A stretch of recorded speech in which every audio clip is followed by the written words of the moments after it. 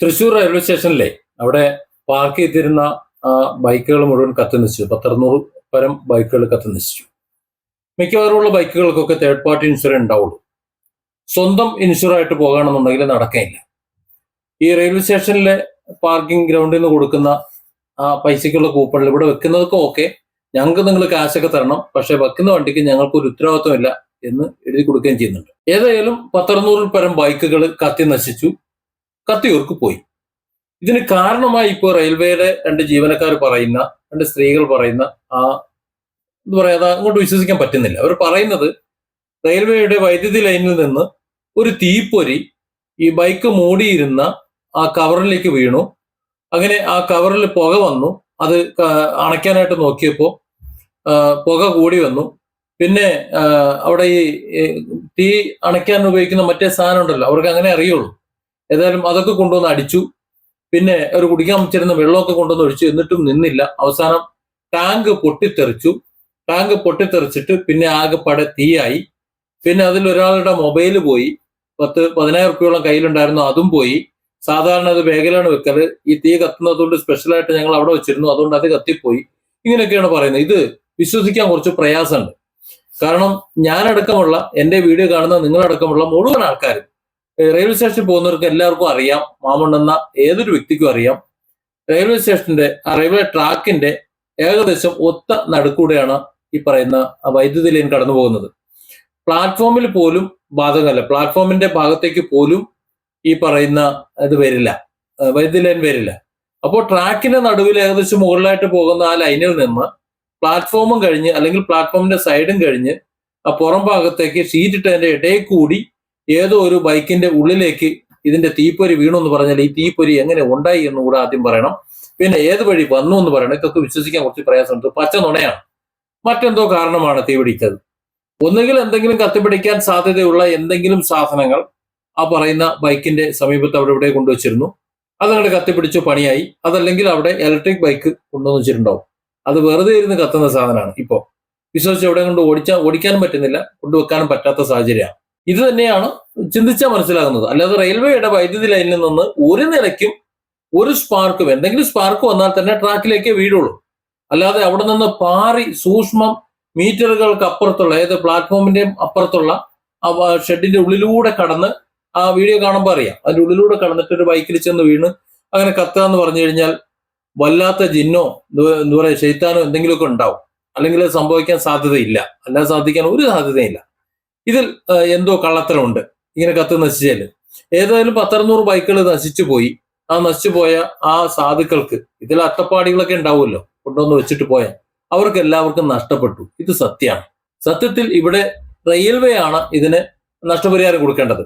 കാരണം റെയിൽവേ ആണ് ഈ വാടക പിരിവുകാർക്ക് അവരിൽ നിന്ന് കാശ് വാങ്ങിയിട്ട് അവിടെ പിരിക്കാനായിട്ട് കൊടുത്തേക്കണേ.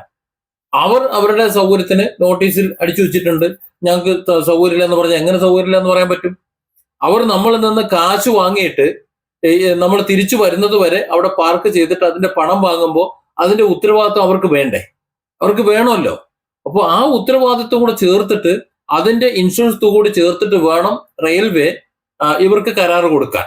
അതായത് അവിടെ ഏതെങ്കിലും വാഹനങ്ങൾ വെച്ചാൽ ആ വാഹനങ്ങൾക്ക് എന്തെങ്കിലും കേടുപാടുകൾ സംഭവിച്ചാൽ, സ്വമേധയാ സംഭവിക്കുന്ന കേടുപാടുകൾ അല്ലാതെ മറ്റെന്തെങ്കിലും തരത്തിലുള്ള കേടുപാടുകൾ സംഭവിച്ചാൽ, അത്തരം കേടുപാടുകൾക്ക് മുഴുവൻ ആ പാർക്കിംഗ് ഗ്രൗണ്ട് ആരുടെ അധീനതയിലാണോ അവർക്കും റെയിൽവേക്കും ഉത്തരവാദിത്വം വേണം.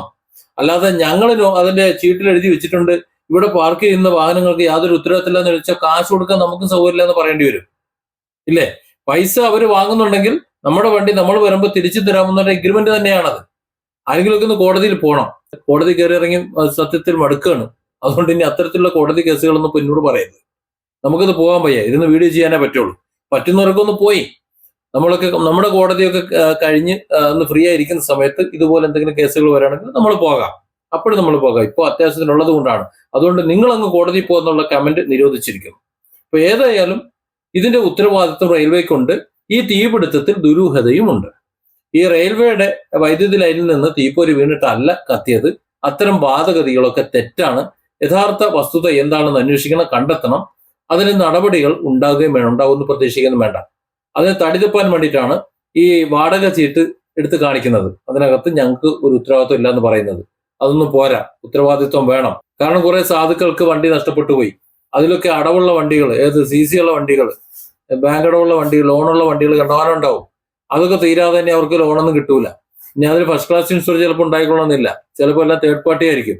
അങ്ങനെയുള്ള മുടിയും എന്ന് പറഞ്ഞാൽ അവിടെ വണ്ടി കൊണ്ട് പാർക്ക് ചെയ്തിട്ട് റെയിൽവേ സേവനം ഉപയോഗപ്പെടുത്തി എന്നൊരൊറ്റ കാരണം കൊണ്ട് വൻ കടക്കണിയിലേക്ക് പോകുന്ന ഒരു ഭാഗം അതിനകത്തുണ്ട്. ആ വണ്ടി കത്തിപ്പോയതിലുണ്ട്.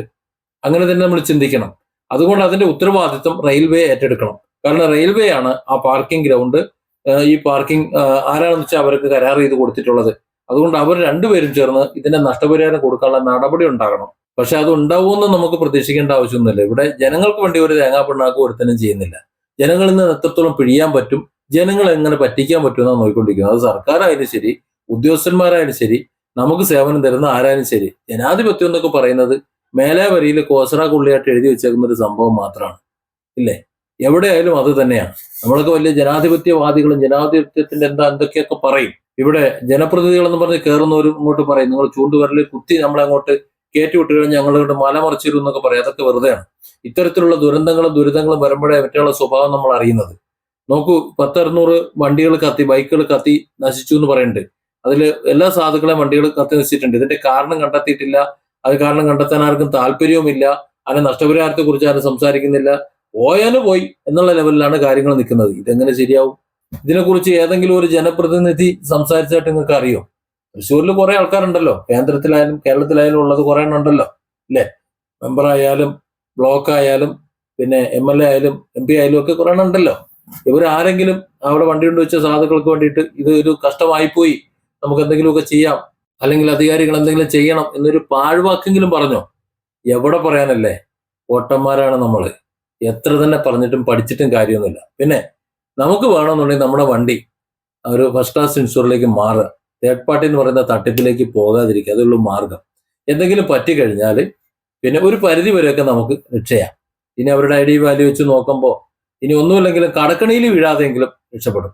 ഇതൊരു പാഠമാണ് തൃശ്ശൂര് നമുക്ക് സംഭവിച്ചത്. എന്റെ ഒരു റിക്വസ്റ്റ് എന്ന് പറയുന്നത്, ഈ തേർഡ് പാർട്ടിയിലൊക്കെ ഓടിക്കുന്നത് ഹൈ റിസ്ക് ആണ്, വലിയ റിസ്ക് ആണ്. ഒരു കാരണവശാലും അതിൽ ഓടിക്കരുത്. ഈ പാവങ്ങളിൽ പലരും തേർഡ് പാർട്ടി ഉണ്ടാവും, അത് അവനോട് സഹിക്കേണ്ടി വരും. അതുകൊണ്ട് ഇൻഷുർ ചെയ്യുമ്പോൾ ഫസ്റ്റ് ക്ലാസ് ഇൻഷുർ എടുക്കുക. കുറച്ച് പൈസ കൂടിയാലും അതാണ് നല്ലത്. അങ്ങനെയാണെങ്കിൽ ഇതുപോലെ വലിയ കടക്കണിയിൽ വീഴണ്ട. അതുകൊണ്ട് ഇൻഷുർ എടുക്കുമ്പോൾ, ഞാൻ ഇൻഷുറൻസ് കമ്പനിയെ പ്രൊമോട്ട് ചെയ്യുന്നതല്ല, കാരണം നമുക്ക് പൈസ ഇല്ലാത്തതുകൊണ്ടാണ്. നമ്മുടെ പ്രതിനിധികളെ മറ്റാരും നമ്മുടെ ഈ പറയുന്ന സാധനങ്ങളൊന്നും സംരക്ഷിക്കും നമ്മളാരും കരുതണ്ട. അതുകൊണ്ട് നമ്മുടെ സാധനങ്ങൾ സംരക്ഷിക്കാൻ നമുക്കേ പറ്റുള്ളൂ. അതിനു വേണ്ടിയിട്ട് ഇമാരുള്ള പണിയൊക്കെ നോക്കുക. പിന്നെ തൃശ്ശൂർ നടന്നിട്ടുള്ള ഈ അപകടം, അത് വേറൊരു അപകടമൊന്നുമല്ല. ഈ ദുരന്തം വേറൊരു ദുരന്തമൊന്നുമല്ല. ഈ പറഞ്ഞതുപോലെ ലൈനിൽ നിന്ന് തീപ്പൊരി വീണൊന്നുമല്ല. അത് വേറെന്തോ ആണ്. ഒന്നുകിൽ അവിടെ എന്തോ കൊണ്ടുവച്ചു വരുന്ന കത്തി, അല്ലെങ്കിൽ ഏതെങ്കിലും ഇലക്ട്രിക് വാഹനം കത്തിയിട്ടുണ്ടാവും. തന്നെ Different angles. Don't forget to subscribe and support this channel.